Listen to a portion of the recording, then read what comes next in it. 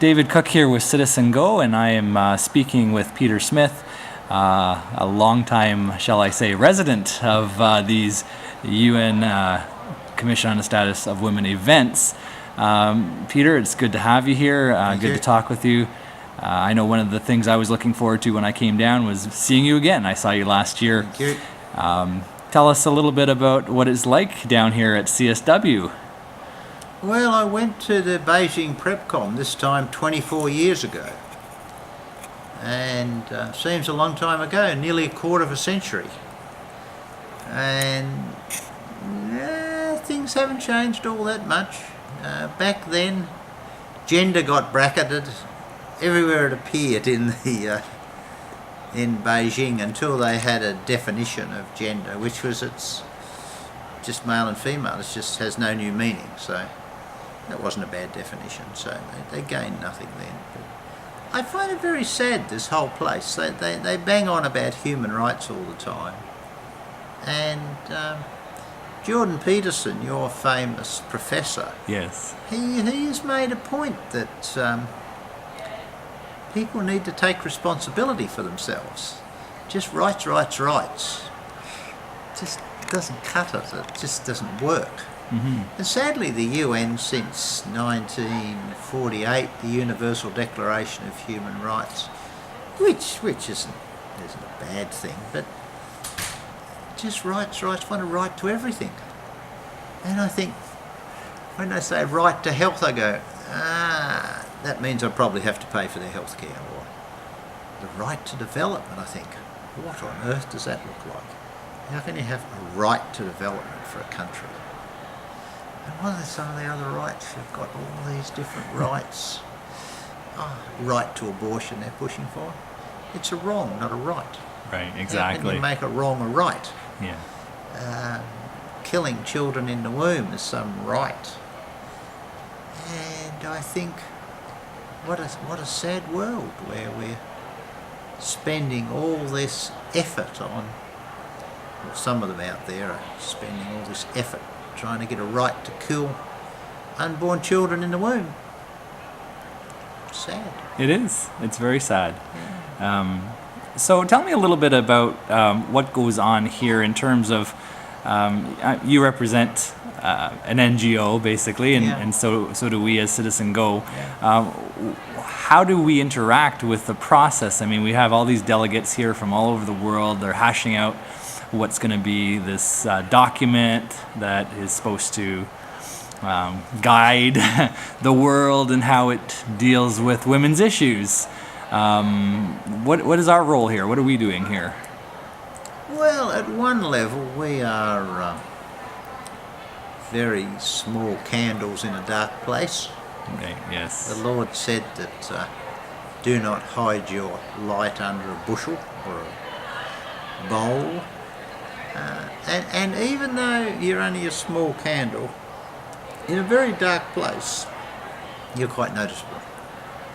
So, even though we're outnumbered here, I don't know how much to one we're outnumbered, by a lot. That's not the main thing. The Lord can save by many or by few. And it's amazing how sometimes just a couple of people can have an effect on things. Now to have an effect here, you need to know the delegates. And if you get to know the delegates, I know a few delegates from different countries, and you can say hello to them and how's it going. And some of our people in our coalition have lots of wording suggestions, and they suggest all different sorts of wording and ideas and stuff. And the other side do the same with the delegates that are pro-abortion, pro whatever sort of depravities, the current sort of popular fad at the minute. And they encourage their delegates to do their bit and push their particular thing they want. And we do the same thing with different countries. And we say, don't put that in, put this in. And then probably at the end of this week, the document's going quite slow, and there's a lot of awful stuff in it. There's 3 lots of soji, last I looked, there was 24 reproductive healths. I think I counted 190 gender references to all sorts of different These are terms that are in the documents gender this that and are gender questionable. that. Yeah, well, who knows what they are sometimes. Yes.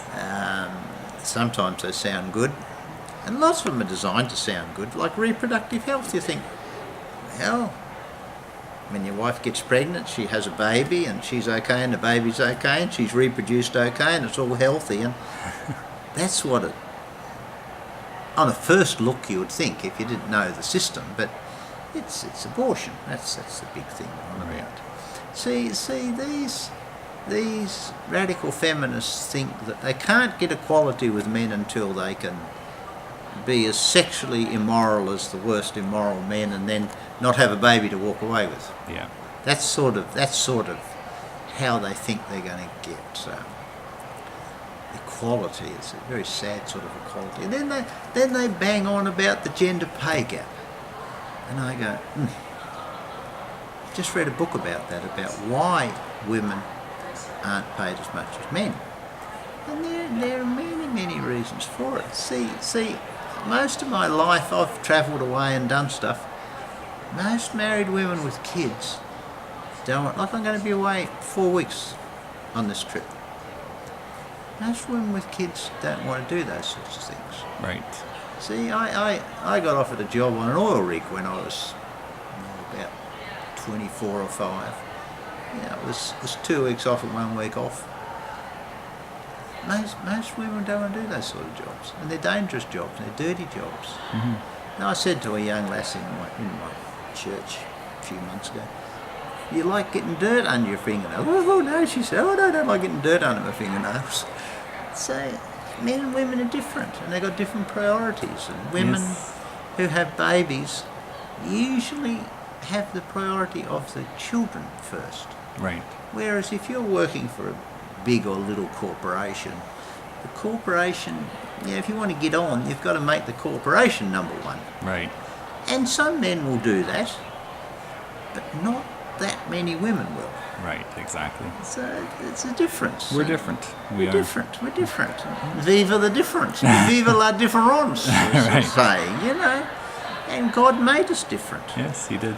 And we have different interests. I did an engineering degree. Now I did that for 16 years as a professional engineer. When one of my daughters didn't know what to do when she was going to uni, I said, do engineering. So she did civil engineering and architecture. Yeah. She didn't like working on a job site one summer. She didn't like working in the design office the next summer. So she gave it up. She just wasn't that interested. And you see, a lot of women aren't that interested in those things. They're interested in different things, like medical things. A lot of women like to, be doctors and nurses, and they like to care for people. Yep. They like that kind of thing. So that's where they tend to work. You tend to work. You're better with people, generally speaking. With people. Men can be. Some top executives are pretty rough with people, but they get a result. Right. And that's usually not the way women are. Right. Just in my own short experience. Now you've written a book, I am told. I have written a book. This book, I spent almost all my spare time for the last 3 years writing Confessions of a Pro-Lifer at the UN. Confessions of a Pro-Lifer at the United UN. Nations. Okay? This is your memoirs. This is my memoirs. It's a picture of me here in the Delegates Lounge. That was taken last year, I think. And it's only 97 pages, and it's lots of stories about how the Lord used this rough Tasmanian bloke to sort of bump into different people at different times, and different other people I was working with here, and we would meet different people, and we'd say, could you do this or could you do that? And they did it. Amazing. They did it. Yeah. And when people look at us, most of us don't get a salary, and if we do, it's not much of a salary. And a lot of people come just as volunteers. Now, on the other side, there's probably the same sort of thing. They come at their own expense somewhere. I think a lot of them are paid, though. We're often outnumbered 100 to 1. And they really can't work out why we've had an effect. They just scratch their heads. You know, these unprofessional people that blah, blah, blah, and they're so primitive and backwards. And well, that's the way they look at us, probably.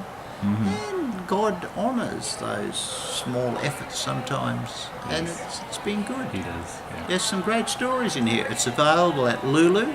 Okay. www.lulu.com, and you just stick in the name of the title, and Peter Smith is the author.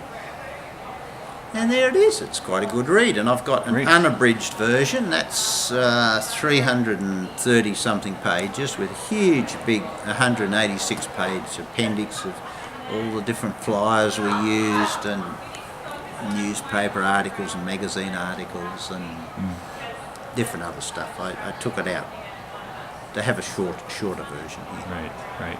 Well, I've got my copy, and I certainly am going to recommend it to other people. This is your copy. That's right. I've run out. I've given most of them away. Yes.